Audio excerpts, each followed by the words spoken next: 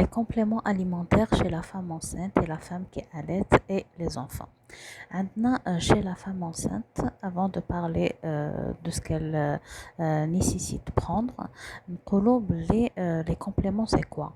Premièrement, c'est les minéraux, ce sont les vitamines et quelques plantes. Dernièrement, زادوا معاهم quelques plantes. Donc, les vitamines, كاين زوج أنواع, كاين liposolubles et كاين hydrosolubles.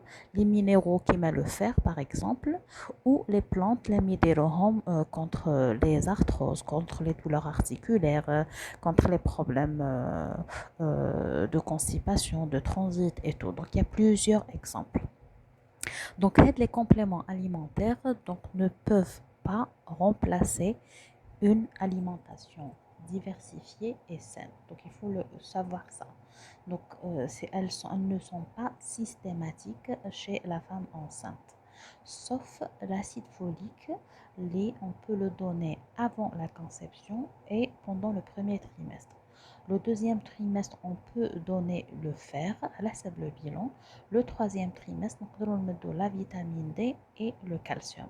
هادو les seuls compléments donc on envisage de donner pendant la grossesse et qu'on cherche systématiquement. On ne donne jamais de vitamine A ou là les plantes pendant la grossesse, donc c'est contre-indiqué. La vitamine A et tout ce qui est plante, on ne le donne pas la grossesse. Concernant les vitamines liposolubles, on les donne jamais sans bilan parce qu'ils sont liposolubles.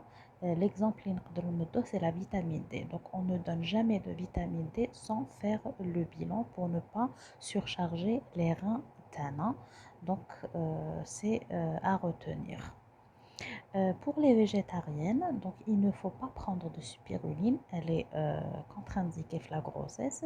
Et attention à la vitamine B12, quand vous prenez la vitamine B12 la grossesse, même sans grossesse d'ailleurs, donc attention au surdosage, vous ne pouvez pas prendre de dose élevée et sans prescription médicale.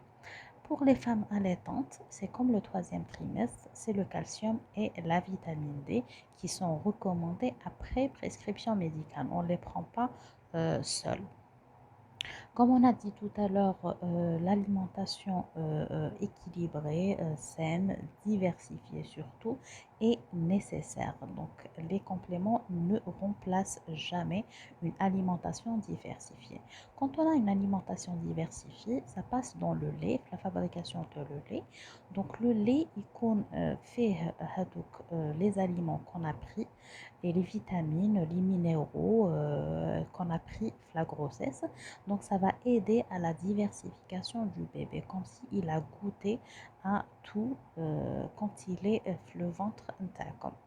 Voilà pour le sujet d'aujourd'hui. Donc je vous donne rendez-vous dans les commentaires pour les questions et les sujets que vous me proposez, Inch'Allah.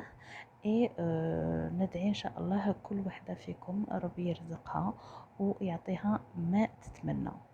Donc je vous retrouve la prochaine fois, la prochaine vidéo. Merci.